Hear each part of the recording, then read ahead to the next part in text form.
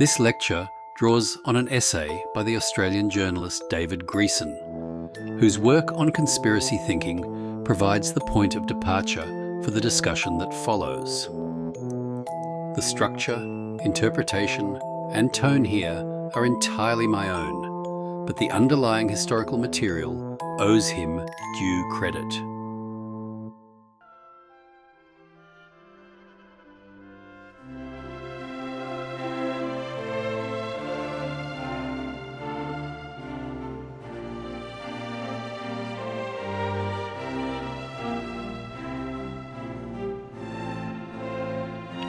Good evening, and welcome to tonight's presentation from the Quarries, an archive of Masonic lore.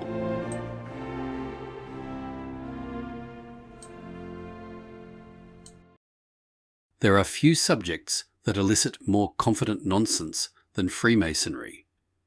One does not have to wander far into the thickets of conspiracy culture before discovering, to one's mild amusement, that the craft is held responsible for almost everything, from the fall of monarchies to the rise of republics, from the French Revolution to the American one, from Bolshevism to finance capitalism, from the Enlightenment to the supposed decline of Christian civilization.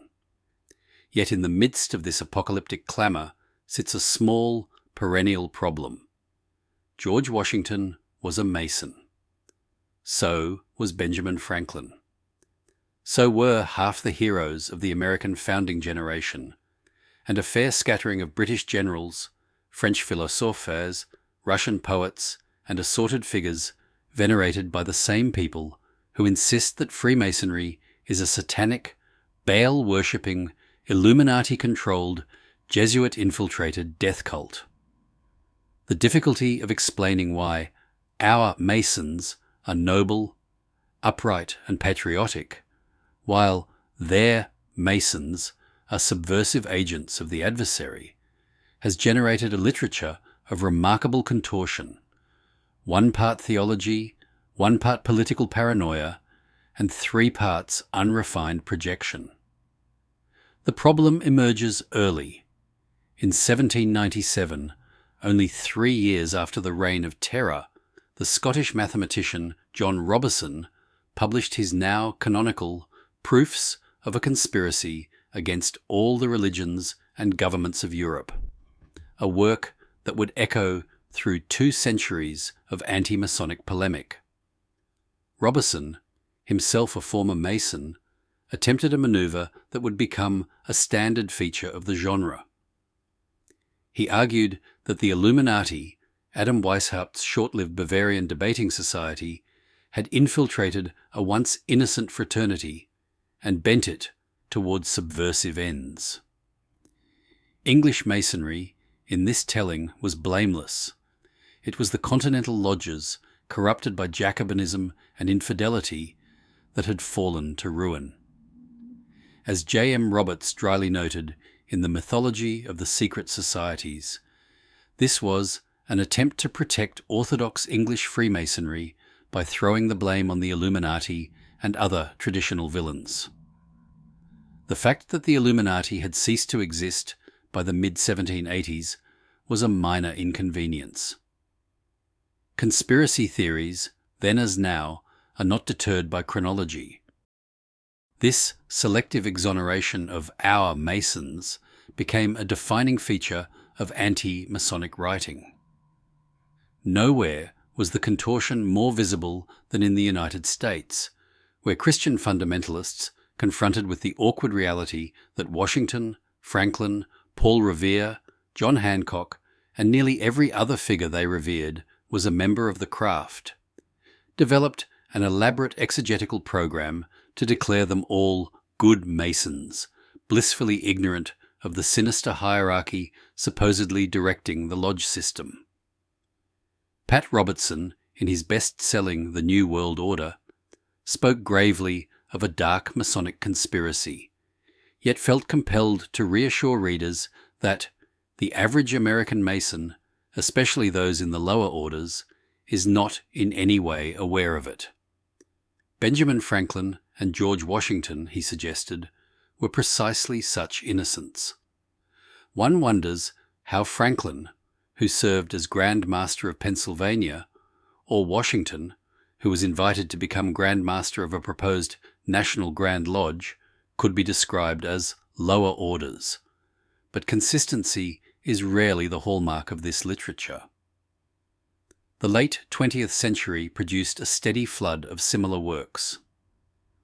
Ralph Epperson's The Unseen Hand, and later The New World Order, recycled earlier conspiracy narratives, citing the notoriously unsound research of Bernard Fay to explain how Franklin and Washington leveraged their Masonic ties to secure diplomatic and military support during the War of Independence, while simultaneously insisting that European lodges were controlled by the Illuminati.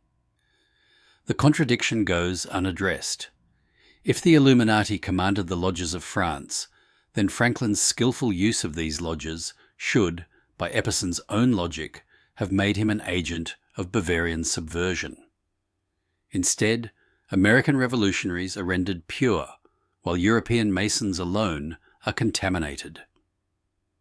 When Canadian conspiracy author William Guy Carr insinuated that Thomas Jefferson was a disciple of Weishaupt, his American critic added a publisher's note hastening to clarify that Jefferson, Adams, and Franklin were, naturally, not aware of the evil goals of the Illuminati. The Illuminati, it seems, infected everyone except the important people. If the American fundamentalists display a certain theological rigidity, they are matched in ingenuity by their predecessors in Britain. Nesta Webster, the grande dame of early 20th century right-wing conspiracy theory, built a sweeping anti-Masonic, anti-revolutionary, and anti-Semitic worldview in works such as Secret Societies and Subversive Movements. Webster distinguished between the virtuous Freemasonry of Britain and the subversive Grand Orient of France, which she claimed was largely controlled by Jews, and dedicated to undermining religion and monarchy. She urged British Masons to remain vigilant against continental infiltration, a warning she extended despite never having produced anything resembling evidence for such infiltration. Her own spiritualist interests and past life recollections, she claimed to have experienced the French Revolution in a previous incarnation, somehow failed to undermine her credibility among later fundamentalists, who eagerly adopted her writings while overlooking the supernatural varnish beneath them. From this point, the tale takes on increasingly eccentric forms. Ed Decker, best known for the anti-Mormon film The Godmakers, leapt into anti-Masonry with gusto. In The Question of Freemasonry, he announced that the White House is located at the tip of a satanic pentagram, that the Congressional Medal of Honor bears an occult emblem, and that Masonic conspirators had plotted against this nation from its very inception. William T. Still, in New World Order, The Ancient Plan of Secret Societies, accused Benjamin Franklin of contracting syphilis in French Masonic lodges, an allegation stitched together from innuendo, Puritan paranoia, and the sort of moralistic speculation that flourishes only where evidence does not intrude. Yet the American and British variants are mild compared with the Russian strain.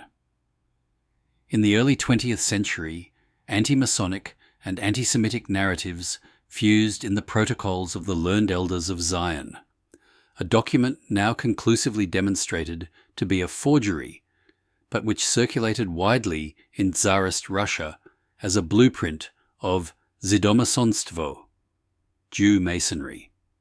Walter Laqueur, in Black Hundred, noted that this theory faced an awkward obstacle.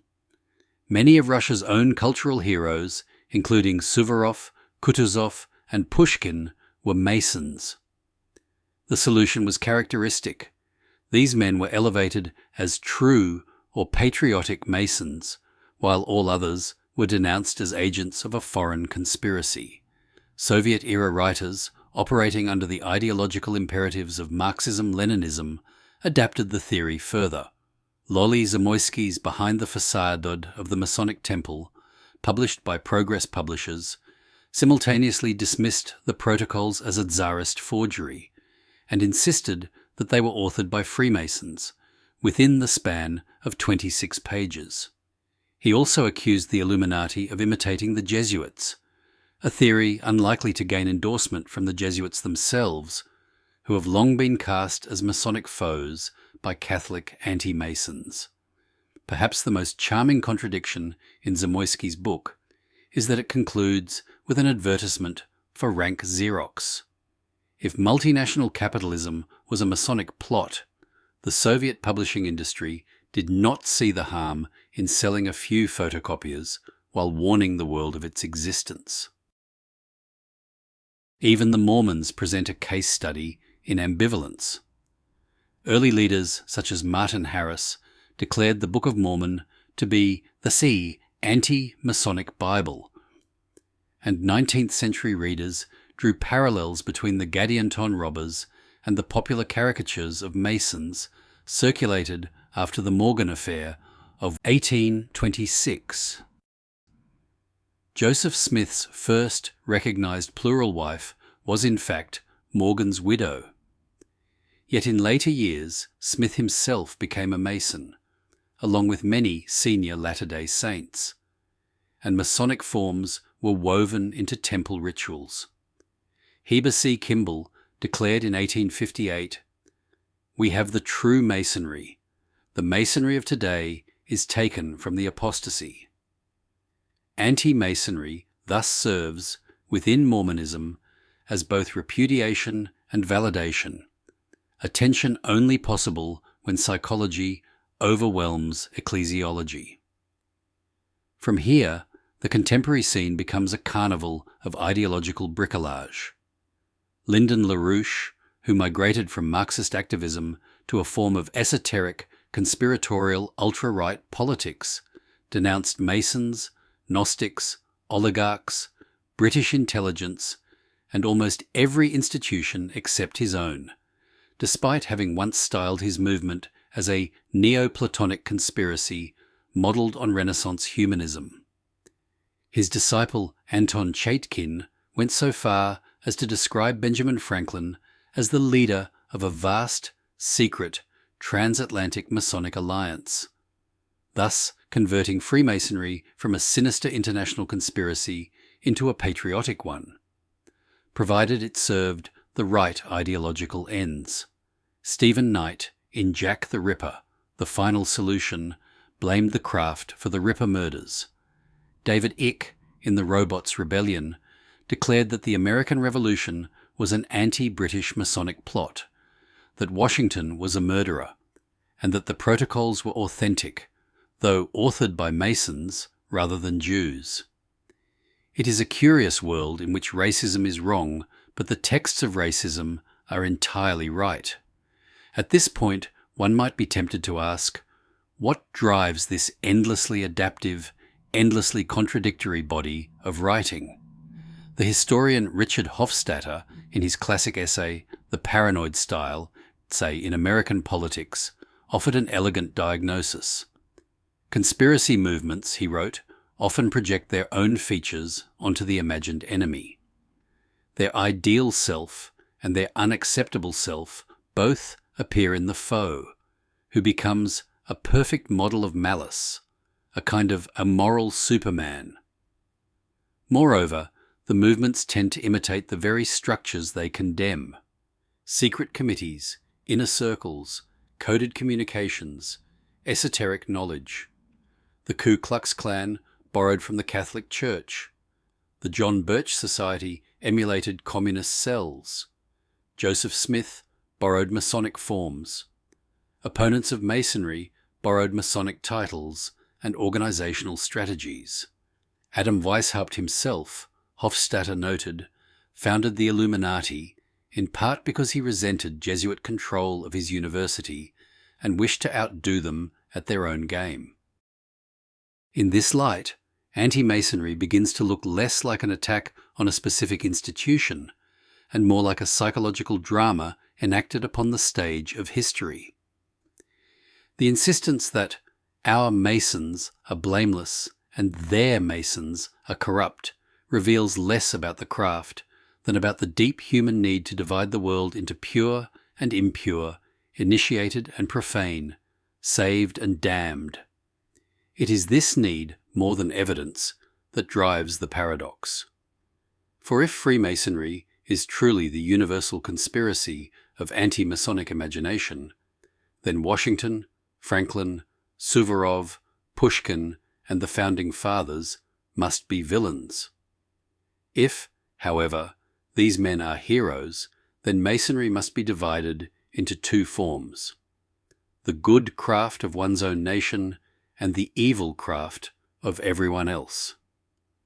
The conspiracy theorist escapes cognitive dissonance by splitting reality in two. In the end, the story of anti-Masonry is a story of mirrors. Every accusation reflects its maker. The secret orders that condemn Masonry adopt its structure.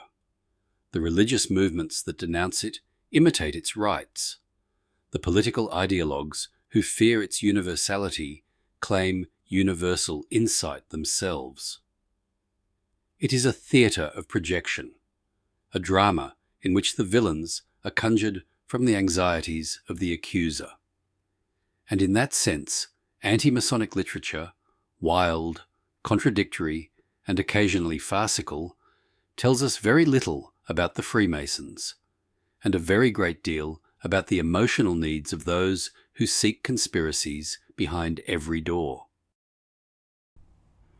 For a deep dive into the history, philosophy, and traditions of Freemasonry, subscribe to From the Quarries. You will find hundreds of lectures, presentations, shorts, and other Masonic works written by Freemasons for Freemasons.